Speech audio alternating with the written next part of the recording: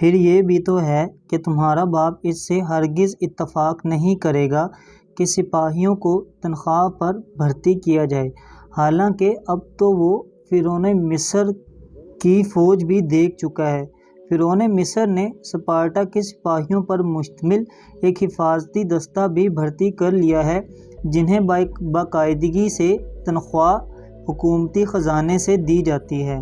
ملکہ اولمپیاس فیلکوس کی کسی بھی بات پر اتفاق نہیں کرتی تھی، اور اس کے ہر کام پر طنزیہ رویہ اختیار کرنا گویا اس کی عادت بن چکی تھی۔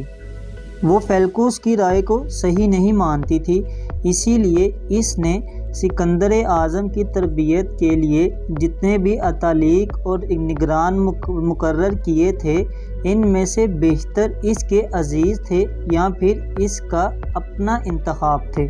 سکندر کو خود مختار بنانے کے سلسلے میں وہ اسے یہ باور کرانے میں کامیاب ہو چکی تھی کہ سکندر اور اس کی ماں یہاں تنہا ہیں اور انہیں خود پر انحصار کرنا ہے۔ سکندر باپ کے بھی زیادہ قریب نہیں ہو پایا تھا۔ وہ محسوس کرتا تھا کہ اس کا باپ بھی اسے اور اس کی ماں کو کچھ زیادہ اہمیت نہیں دیتا اور ان سے الگ تھلگ رہنا پسند کرتا ہے۔ محل کے غلام ملکہ اولمپیاس کے حکم کی پابندی کرتے تھے اور سکندر کی نگرانی میں اس کا پورا ساتھ دیتے تھے۔ ایک روز فیلکوس نے اپنی بے رخی اور لا تعلقی کا اظہار کرتے ہوئے کہا، میں سانپوں کے ہوتے ہوئے تمہاری ماں کے پاس جانے سے گھبراتا ہوں۔ یہ بات کہتے ہوئے اس نے اپنی بے نور آنکھ موند رکھی تھی۔ ملکہ اولمپیاس کی خوابگاہ میں بلیوں کے علاوہ اس کے پالتو ناگ بھی تھے جو ہمہ وقت پھنکارتے رہتے تھے۔ اس کی خوابگاہ میں مذہبی ناچ کے لیے پنکھے بھی تھے اور سانپ کبھی بلیوں اور کبھی ان کے پنکھوں سے نکل آتے تھے۔ سکندر کو ان معمولی سانپوں سے خوفزدہ ہونے کی سمجھ نہیں آتی تھی۔ پھر جب فیلکوس نے اولمپیاس سے شادی کر لی تو وہ دل و جان سے اس سے محبت کرنے لگا۔ فیلکوس نے پہلی بار اولمپیاس کو سیموتھرس کے جزیرے میں دیومینسی دیوتا کے ایک تہوار کے موقع پر دیکھا تھا، جب وہ ایک حسین کائنہ کے روپ میں مشہور کائنہ کے روپ میں مشعلوں کی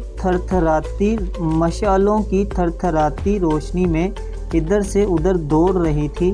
اس وقت حاضرین کے خیال کے مطابق اس میں دیوتا کی روح سما گئی تھی۔ جب فیلکوس نے ملکہ اولمپیاس سے شادی کی تو 1 سال تک اسے اپنے آپ سے دور نہ کیا اور اس کی محبت اور گرم جوشی بڑھتی ہی رہی، یہاں تک کہ بچے کی ولادت کے بعد بھی اس کے پیار میں کمی نہ آئی اور اس کا حسن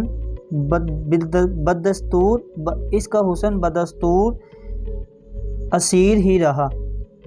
سکندر کی ولادت کی رات وہ ضعیف العمر کاہن جو کہ اس کی ملکہ تھی، اس کی خوابگاہ میں گیا اور اس نے بتایا کہ اس نے سورج غروب ہوتے وقت مشرق کی طرف شعلے ناچتے دیکھے ہیں۔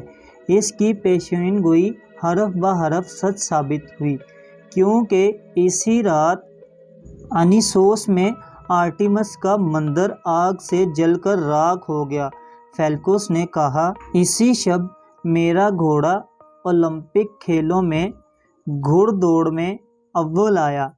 اس کے بعد سے فیلکوس اور اولمپیاس میں فاصلہ بڑھنے لگا۔ اگرچہ اولمپیاس کا حسن روز بروز بڑھتا جا رہا تھا، لیکن پھر بھی ان میں دوریاں ہوتی گئیں۔ فیلکوس زیادہ تر وقت اپنے ساتھیوں کے ساتھ گزارنے لگا۔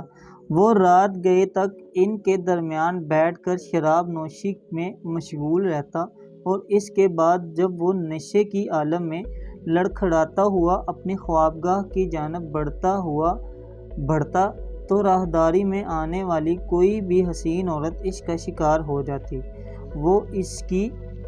وہ اسے سہمی ہوئی ہرن کی مانند دبوچ کر اپنی خوابگاہ میں لے جاتا اور اپنی